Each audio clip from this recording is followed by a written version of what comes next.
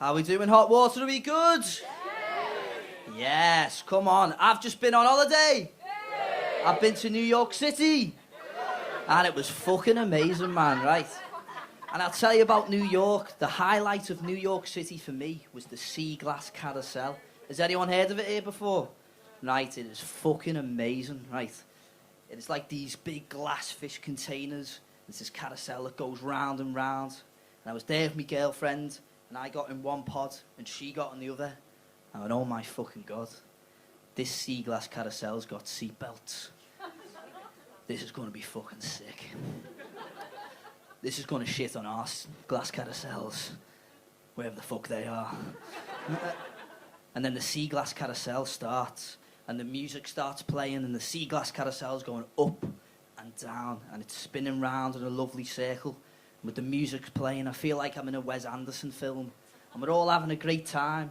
Then my girlfriend turns around and goes, Stan, will you take a picture of me? I want to feel like a princess. Ugh. See, I love my girlfriend, and she's fucking brilliant, right? But it doesn't matter who you are, or where you come from, or what your background is. There's a part in everybody, a switch if you like, that sometimes flicks and just goes knobhead. And it was at that moment on the sea glass carousel, my girlfriend turned into a knobhead, right? But we're on holiday. I'm a fucking great boyfriend. So I went, sound, I'll take pictures of you. So we're going round on the sea glass carousel, and it's going up and down, and she's going, I'm a princess. And I'm going, I'm a pedo. And I'm taking pictures of my girlfriend, and it's going up and down. She's going, ha ha ha. Then suddenly, my sea glass carousel turns that way. Her sea glass carousel turns that way, and she's spinning out of nowhere. And I'm taking a picture of a 5-year-old boy on the sea glass carousel. It gets worse, right? I spin away, and suddenly I can hear, Cody, take a picture for Daddy. Let Daddy take a picture. And I spin round, and some fella's taking a picture of me. And I'm taking a picture of him on the sea glass carousel. And that was my holiday in New York. There's a paedophile on the carousel! It doesn't help that I'm wearing this anorak, like, does it? So I've got a girlfriend, Hot Water.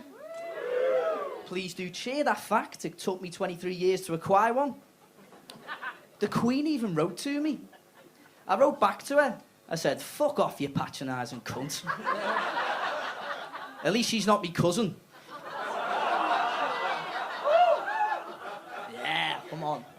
Viva la Republic, man. But anyway, all these comedians tonight, they're all going for gold. They want to fucking be on TV, be stars. I just want to be slightly less shit than the time before. That's my objective with comedy. And the thing is, this philosophy is a philosophy that I apply to all aspects of my life. Most importantly, my sex life. Much to my girlfriend's dismay, she's always saying to me, Stan, why are you so shit? Why are you so shit in bed? And I say, have you ever heard of the tortoise and the hare? I subscribe to the tortoise. And she goes, I know, but there's no need to bring one into the bedroom. That was the first joke I've ever written, and it's fucking staying, Hot Water. Ah, fuck it, right. So anyway, my girlfriend's got a French bulldog. His name's Louis. Can we get a little R for Louis, please? He's fucking gorgeous, man. He's dead cute. I fucking love that French bulldog, right? But my girlfriend and her family, they fucking worship that French bulldog. Every time I go round, he's getting fucking toys, and they're getting more sex-like than the one before. But they've got, like, French bulldog notepads, French bulldog ornaments, French bulldog socks, pyjamas. She's even got a French bulldog bed set. Do you realise how hard it is for me to poorly fuck my girlfriend when her beloved family pet in 100 places is judging me? And I'm really fucking worried, right? Because we're destroying the planet.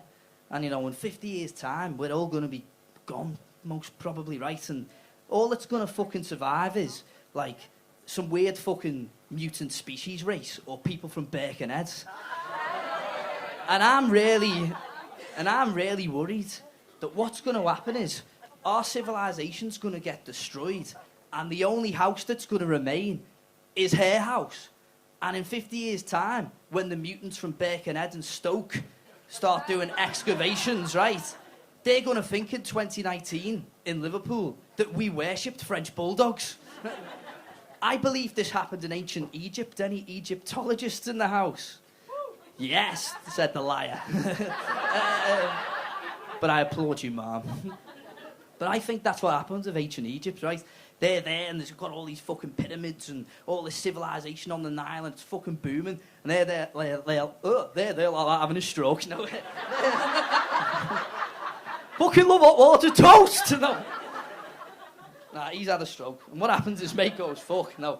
He goes, look at that mad bastard of all the cats. That's the first time a stroke's ruined one of my jokes.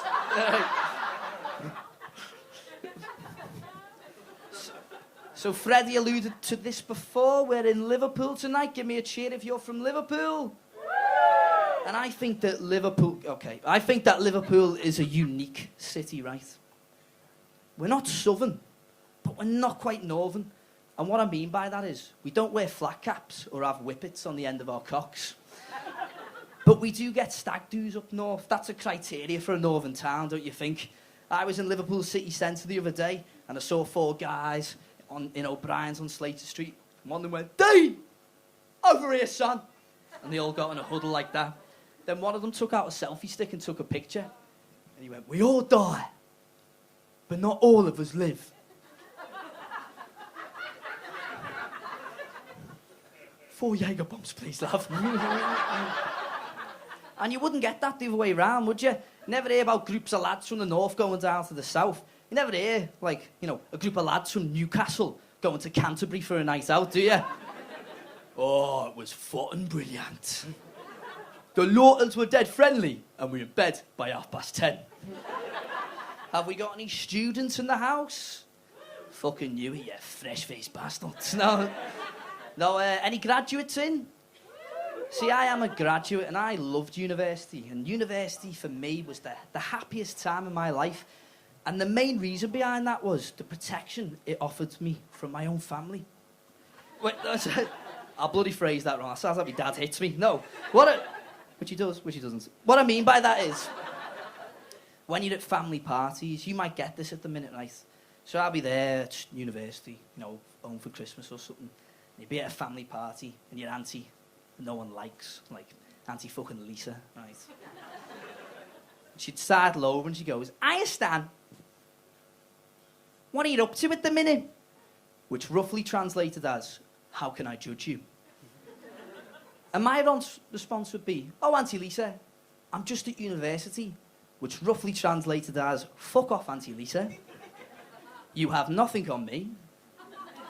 Get your nose out my business. I'm glad your husband left you." And other questions, you know, you're nodding at me, this is for you. And other questions, where you living at the minute? In student halls, which my student loan pays for. It's fucking brilliant. All the questions asked you when university, you deflected it. When I was at university, I called it the shield, and it was a good fucking shield, right? You'd think so, it cost £27,000, but it would deflect all the questions like that. When you leave university, you are fucked, right? I work in a cabaret club in Liverpool, right? Has anyone heard of the Green Room, right? That's where I work. Yeah, Rick, well, he's not there at the minute, but we won't get into that. Anyway, right. Oh, wait, this is getting recorded. I'll leave this. Right. Nothing makes you evaluate your life choices than a hen party from Wigan coming in, blowing cock straws, wearing a crap pixelated mask of the groom, and hitting you over the head with an inflatable penis. I shouldn't have done history. It is pandemonium in the Green Room. It is the last days of Rome in the fucking Green Room, right? Last week, we had an ABBA tribute act on called Absolutely, right? And they were fucking amazing. It's not about Absolutely. Got a lot of time for Absolutely. But women, older than my grandmother, charging round, pissed, with no shoes on. "Leanne! They're playing Fernando! One sec!" Where I work, the bar is right by the toilet, which I don't work in the toilet, right? Lollipop? No, I work on the bar, right? Crosby toilet man. No, I work on the bar, right? And these are women, older than my grandmother, with no shoes on, coming out of the toilet with shitty toilet rolls stuck to the underside of their feet, right? And I'd go, sorry, fucking Auntie Lisa, right? You got toilet roll, shitty toilet roll on your foot, and it's fucking rank, right? And I got dragged into the office and bollocked by the bosses for that. He went, that's not the kind of club we're running here. We're not here to judge these women and make them feel conscious. And I went, I'm all about that. I'm sorry, Mr. Boss. In my head, in this joke, he's the fat controller, but he really isn't. But I'm going to visualise that one. Right. And he goes, you're making our clientele feel conscious about the fact they've got shitty toilet roll on their feet. Staff training starts next week. So now after staff training, I am learned in the art of stealthily removing shit from women's feet, right? No, with toilet roll on. Oh, God. Sorry. That's me preference. This is work, right? Right. So you'd get a woman charging out of the toilet. I don't know if you could see at the back. And I'd have to, slowly follow them like that. Hang on. Get us a martini. And I'd just go, fuck off, and stand on it like that. Pick it up. Put it in the bin. Then touch a lime and put it in their drink. Yes, hot water. Right, I'm gonna leave it on this, and I hope a lot of you are local, because if you're not, especially to the sort of American people, you won't understand this. But I think we really need to talk about Ketwigs. Yeah, right. We need to talk about Ketwigs. It's my new novel, but no, I think Ketwigs are a force for good. I really do, because the thing is, Ketwigs are young men of a kind of lively disposition, and they're sort of, they're quite aggressive at times, and that's attributed to the sort of maleness, can be quite aggressive. But they've got long, beautiful hair, which in modern times is associated with femininity, being feminine. I didn't get my water. And I think that Ketwigs are doing a lot of good for breaking down gender norms. I was in town the other day, and there was a pre-2013 scally, a gentleman with shaved hair. And he went up to his friend who was a post-23 scally, a Ketwig, if you like. And he went up to him and went, "Sappening, lads." And the Ketwig looked at him and went, "Did you just assume my fucking gender, lad?" And I'll leave you on this, hot water. I was in a taxi the other day going along West Derby Road, which is a place where these gentlemen like to hang out. And I was there with a taxi driver, and the taxi driver had his, normal taxi driver solutions that'll solve it. And he went, "These are a fucking disgrace. They all need their fucking hair shaved, and we bring back national service." And I went, you know what? I agree with half of that. I think we should, but they shouldn't cut their hair. In fact, we should encourage them to grow their hair. And we could have, divisions, battalions named after them, like the Royal Ketwigs. The Queen's Ketwig Division. And they can do adverts on it to recruit them. And I think it'd really work. We can have an advert with a Ketwig, and he'll go, "I was born in Shoebrook, but I was made in the Royal Ketwigs." Thanks very much, hot water. Good night.